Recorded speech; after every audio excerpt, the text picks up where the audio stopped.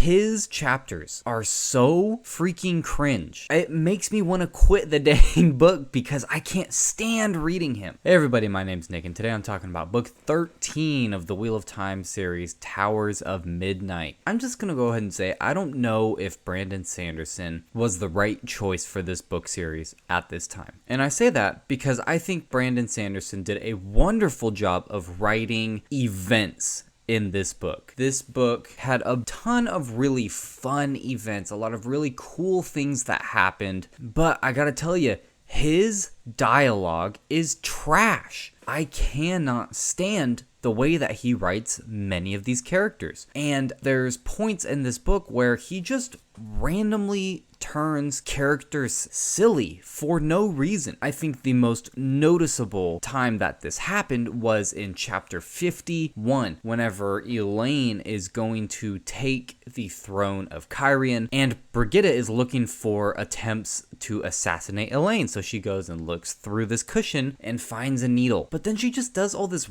really silly stuff out of nowhere. It's really out of character for her. Brigitta never is a silly character in the past books. She laughs at jokes and she thinks that things that other people do are funny, but she's never been outright silly. And I just hate the decision that Brandon Sanderson does this stuff, because she's not the only one. There are other characters that have the same thing where just you randomly are reading them and it's like, why are you making jokes? Where's all this silliness coming from? It's just so weird. Obviously, the most egregious and the most terrible example of this is Matt. Matt really has not changed for the better. He is a huge part of this book, and I gotta tell you, his chapters are so freaking cringe. It makes me want to quit the dang book because I can't stand reading him. The best example of this is chapter 52, Boots. Reading this chapter made me cringe and just feel gross reading. I'm like, who the heck wrote this and thinks that this is funny or thinks that this is something that this character would say? It's terrible.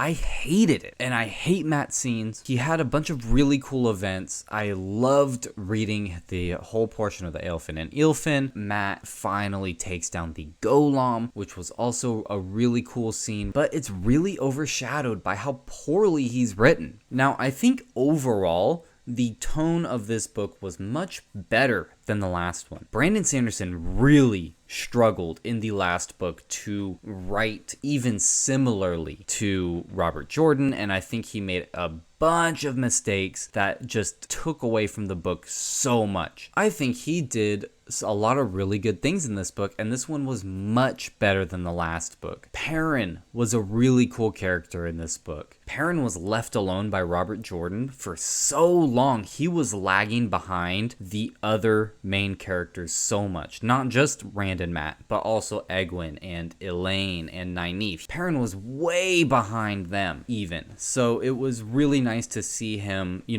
was a super fast come up that he had, but I think he did it well, and it was fun to see. It was fun for Perrin to be in the Wolf Dream, fighting Slayer, getting back in touch more with his friend Hopper. It was really great. And then, Hopper dying at the end, Perrin goes and meets Gnome and has this revelation like, oh, I've been a baby this entire time, not understanding that everyone has their own balance in life. And this was just a really good one. I enjoyed it. I especially liked in Perrin's story whenever he meets Egwene in the World of Dreams in Teleran Riyadh, and he's just kind of blowing her mind in the stuff that he's doing in the Wolf Dream without really thinking about it. Egwene trying to bind him and keep him in the dream, which is just crazy anyway. Why would you hold him in place whenever you have Black Sisters and the Forsaken jumping around in the tower? Like, you're just gonna leave him to get killed out of nowhere? That's really weird decision.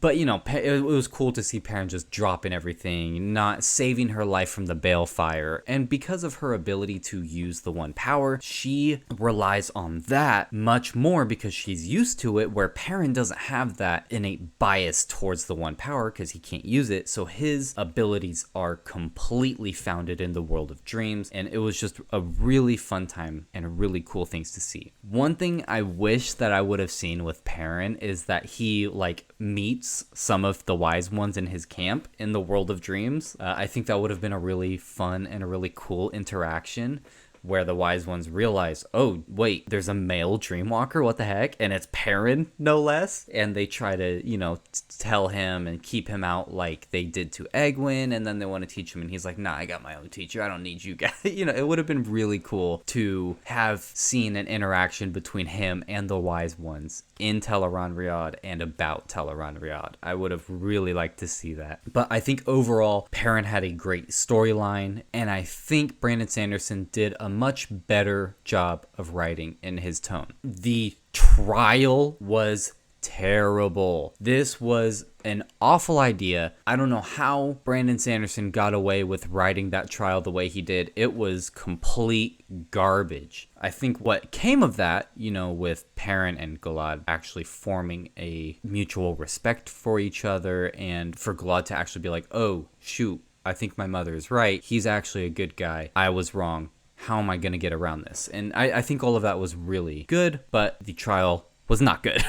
That should have been done a different way, or done way better. Perrin was done a lot better in this book. Rand, on the other hand, he seemed like a difficult character to write in this book, and I don't think Brandon Sanderson hit it at all. He missed the mark on Rand's character, because I think Rand is in a really cool state right now, where he is both Lews Therin and Rand al'Thor, and it's cool to be able to see him using Lews Therin's memories in such a natural way, where he's like, yeah, I am Lews Therin. Maybe I should have you, Cadsuane, calling me Aes Sedai, or Rand Sedai, because I am the OG Aes Sedai. I'm the only one who was raised Aes Sedai in the dome, I think it's called the Dome of Truth, or whatever, however they raised him in the Age of Legends. So there's a lot of really cool stuff that could have happened, but the way that it came off, instead, everything that Rand said in this book felt like something from the subreddit I am 14 and this is deep. It felt like someone trying to be philosophical and deep, and they're just missing the mark. It was like cringe. I hesitate to use that word so much, but man, it was really cringe. He had potential to be cool, and he definitely did some really cool things where, he goes and he kills tens of thousands of Trollocs and Murdral in the Borderlands. By the way, that was way too overpowered, right? One channeler doing tens of thousands of Trollocs, like that's just insane. So I think that should have been scaled back a little bit, but it was a really cool scene. He had the potential to be really a cool and great character, but I just think it missed the mark, unfortunately. Not as egregiously as Matt missed the mark, but still. And might I say, shout out to Kate Redding, one of the audiobook readers on Audible. She gave Min the most annoying voice I have ever heard, making Rand's dialogue already cringe, and then she's reading Min's lines, and it's just, you need to know this, Matt Rand. Why didn't you do this? like, ugh, it was terrible. If you've listened to these audiobooks, you'll know her voice. I thought her voice was absolute dog. It was terrible. Another character that I hate, in fact, let's say two characters that I absolutely hate, but had some cool events surrounding them, Egwene and Gawain. The entire Egwene and Gawain relationship is terrible. I hate it. Gawain is such a little whiny baby, and I can't stand to listen to him just whining about, oh, Egwene does not want me anymore. I can't stand her. Why does she push me away? And then she is pushing him away. Egwene is being snooty, and with Gawain, almost rightfully so, right? Because he's not listening to her whatsoever. He wants to fulfill this role as her warder, but she doesn't want him to be this warder, and instead of backing off, he is like doubling down and trying to do it anyway. And so it's like, look, you gotta let her be, but she's also super annoying when Gawain's finally like, all right, if you don't want me around, I'll leave. And then she's like, wait, where's Gawain? He left? Are you kidding? Tell him to come back here.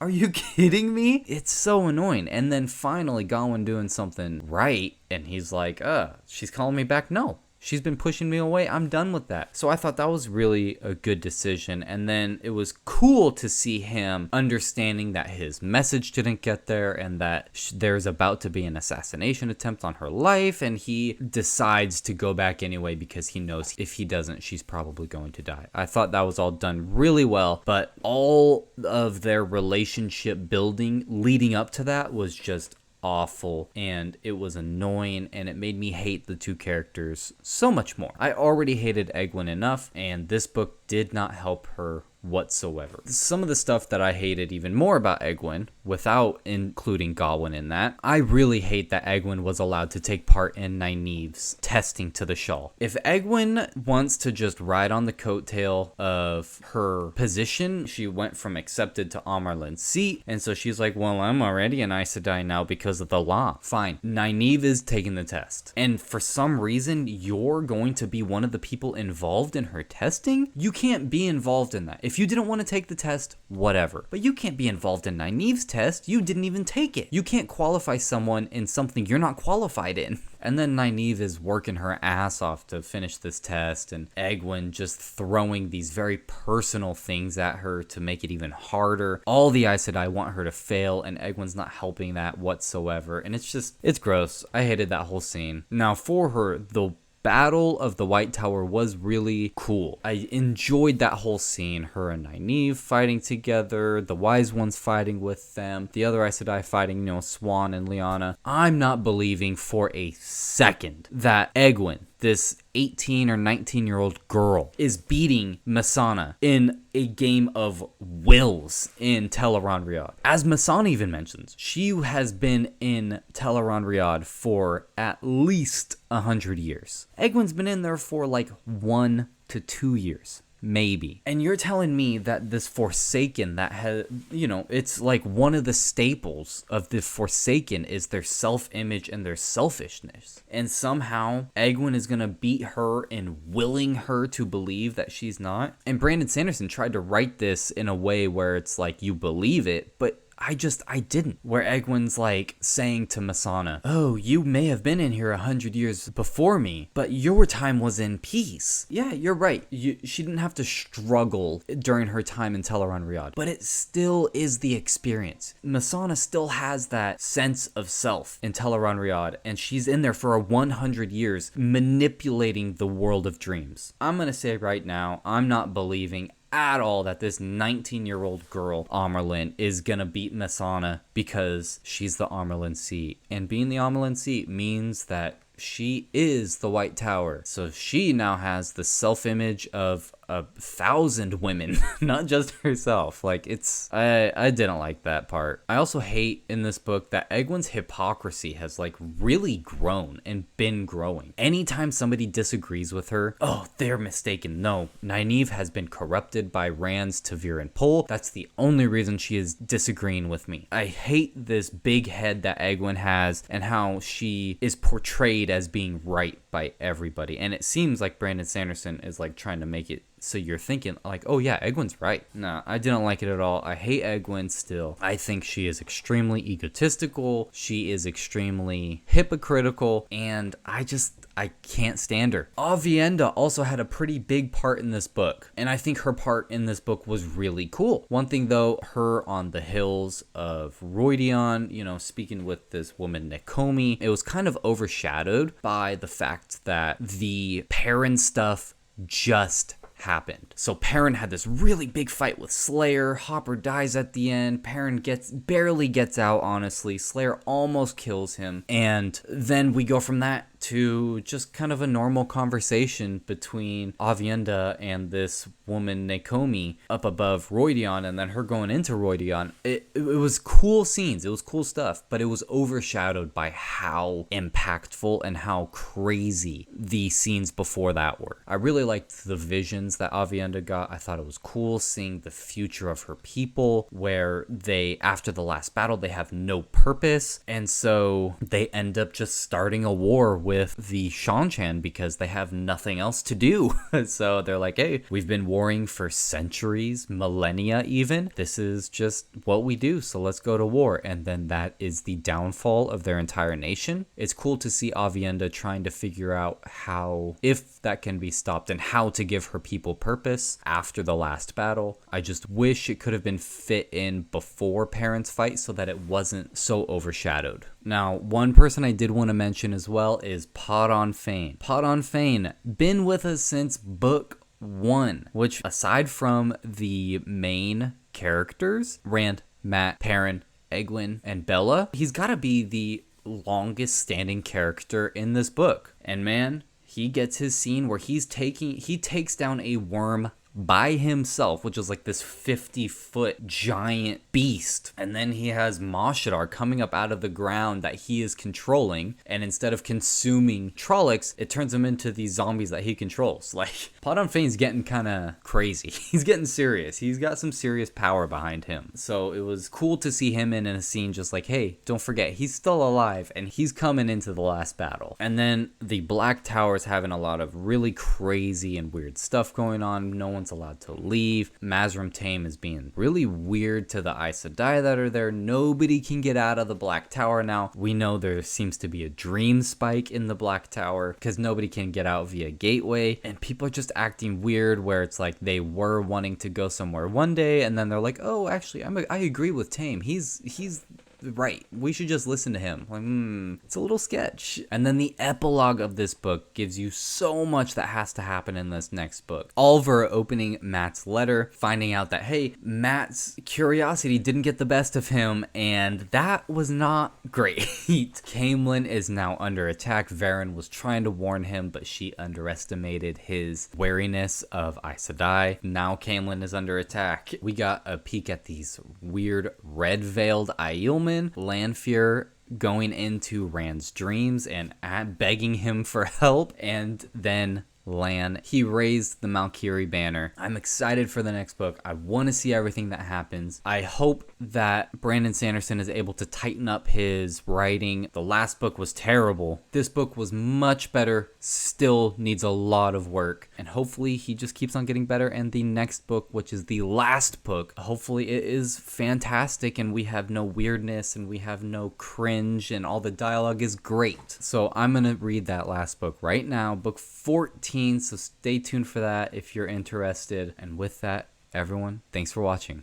Hey, Nick here. If you enjoyed this video, please gently caress that like button for us. And Ray, thanks for watching. It was a blast. Make sure to hit that subscribe if you want to stay up to date with what we're doing, what me and him are doing. There. Me and him, Nick and Ray. Subscribe.